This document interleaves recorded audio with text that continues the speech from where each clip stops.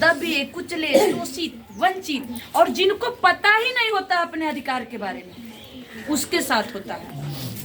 एक उदाहरण के तौर पे एक छोटी सी घटना बताऊंगी।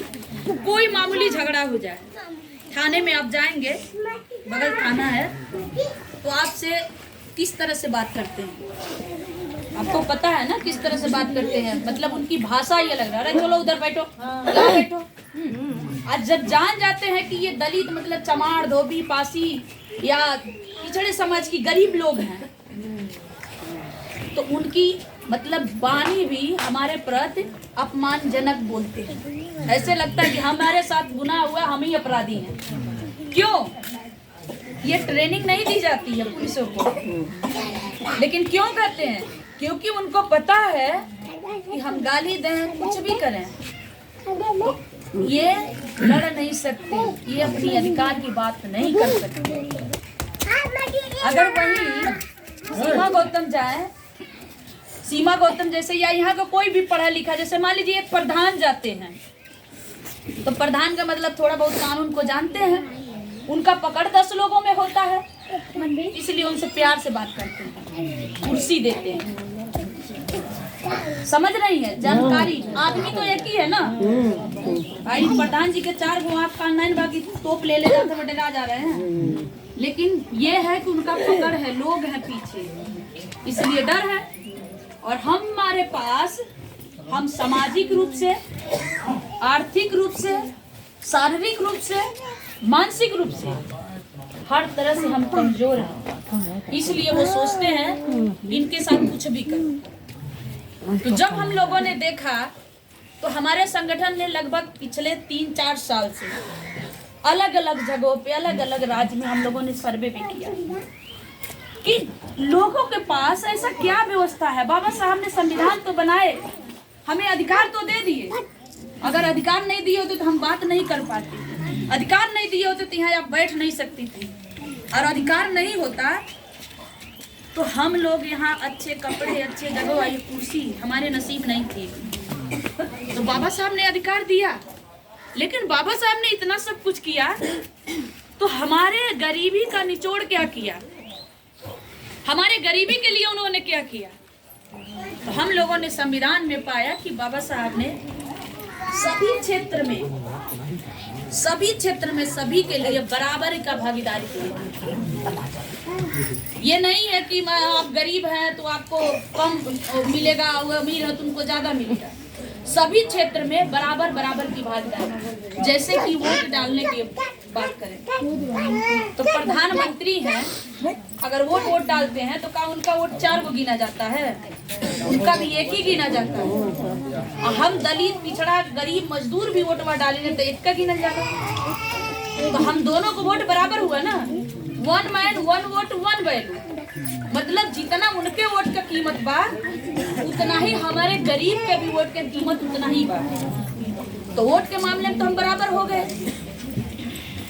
लेकिन जमीन के मामले में हम गैर भारी बराबरी के क्षेत्र में, जमीन के मामले में बहुत बड़ी कमी है हमारे अंदर। केहू के पास 500 एकड़ जमीन है, केहू के पास 2000 एकड़ जमीन है, केहू के पास 200 एकड़ जमीन है, और हम गरीबों के पास लहसुन गाड़ने तक की जमीन नहीं है। मैं घर की बात नहीं कर रही हूँ, कृषि की बात कर रही हूँ। और घर भी इसमें हो सकता है कि यहाँ निजी आपका हो। बहुत सारा गांव ऐसा है कि हमारे बाप दादा, हमारे पुरखा पुरनिया उनके घर में चाकरी किए, उनके घर की नौकरी किए, तो वो अपने घर में बसा लिए। अब उनके बेटा, उनके नाती पोता कहते हैं ये हमारे बाप दादा की यहाँ छोड़ो। बहुत सारे लोग ऐसे जमीन पे बसे हैं, तो हमारे पास तो वो भी जमीन नहीं। क्यों? क्या उनके बाप दादा पैदा हुए? सवाल ये है कि उनके बाप दादा पैदा हुए तो वो जमीन लेकर के पैदा हुए थे। हमारे दादा बाबा पैदा भेजना तो नंगे पैदा भेजना, उनके भी बाप दादा पैदा हुए तो जमीन लेकर नहीं, नंगे पैदा हुए थे। फर्क इतना था कि उस समय संविधान नहीं था, और जब उस समय संविधान नहीं था तो हमारे लोग पढ़ते लिखते नहीं थे। जितने बुजुर्ग लोग हैं, जैसे दादी जी, इनके पिताजी पढ़े लिखे नहीं रहे होंगे, पक्का, क्योंकि उनका ज्यादा उम्र रहा होगा। उस समय संविधान नहीं था। अगर मान लीजिए संविधान से पहले, संविधान के बाद अगर उनकी जन्म हुई होगी, संविधान बनाने के बाद, तो उनके बाबा नहीं पढ़े होंगे, क्योंकि उनको पढ़ने का अधिकार ही नहीं था। तो जो फर्क इतना था कि हमारे लोग पढ़ने लिखने का अधिकार नहीं था, तो हमारे लोग अंग्रेजों से लड़ रहे थे अपने अधिकार के लिए, आजादी के लिए। और इनके बाप दादा जा करके वहाँ चमचागिरी करते थे, मुखबिरी करते थे, हमारे लोगों की कमियां बताते थे कि कैसे उनको मारना है, कहाँ पे कौन प्लानिंग कर रहा है। इसलिए जैसे कि उदाहरण के तौर पे बताऊंगी, कोई प्रधान होगा तो अन्यथा नहीं लेगा। जैसे एक प्रधान होते हैं गांव में, तो आप देखेंगे 2-4 लोग उनके आगे पीछे बहुत घूमते हैं, प्रधान से ज्यादा उनकी चलती है। और वही पूरे गांव का, पूरे ग्राम सभा का पूरा वही रिपोर्ट देते हैं। और आदमी आपके बारे में गलत कह रहा था, उसका राशन काटना, उसका नाली नहीं बनवाना, उसका घर नहीं बनवाना, उसका पेंशन नहीं बनाना, वही बताते हैं। और इसीलिए वही 2-4 लोग को जो भी लाभ मिलना होता है, ज्यादातर लाभ उनको मिलता है। उसी तरह से जब अंग्रेजों का हुकूमत थी, तो हमारे लोग लड़ रहे थे, और वो लोग जाके मुखबिरी करते थे, दलाली करते थे, चमचागिरी करते थे।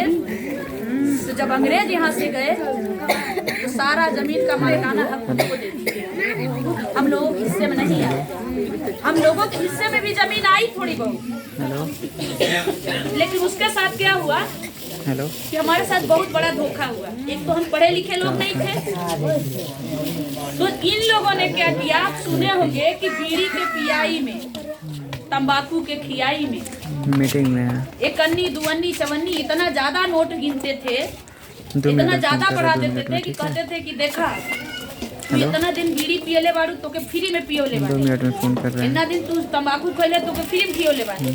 1 अन्नी 2 अन्नी जोड़ करके वो कहते थे देखा तू तो गुलामी अब तो देवे पड़ी ना, ताई जोन जमीन बा ओके दा, ओके अंगूठा लगावा, ओके दे दा।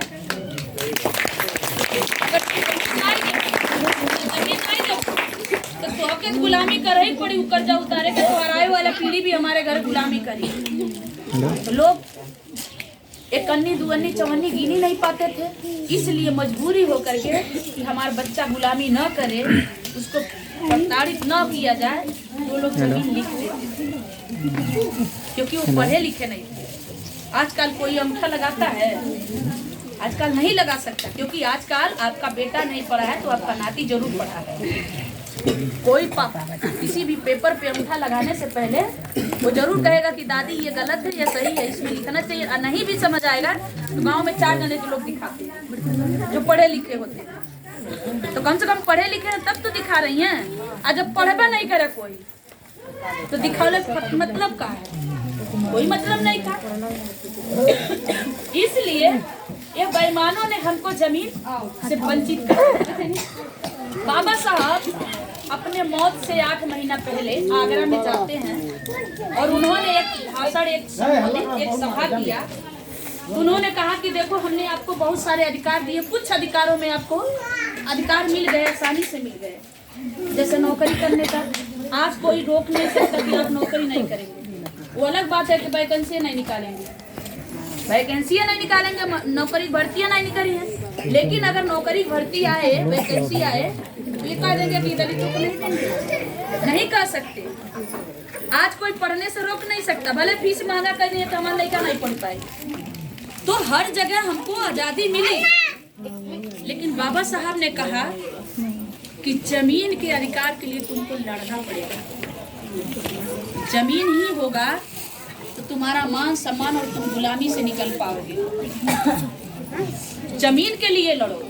आप बाबा साहब का मरने से 8 महीना पहले का भाषण सुनिए, YouTube पे मिल जाएगा। उन्होंने कहा जमीन के लिए लड़ो, अम्बेडकर अगुवाई करने के लिए तैयार है। वो अलग बात रही कि 8 महीने के बाद बाबा साहब हमारे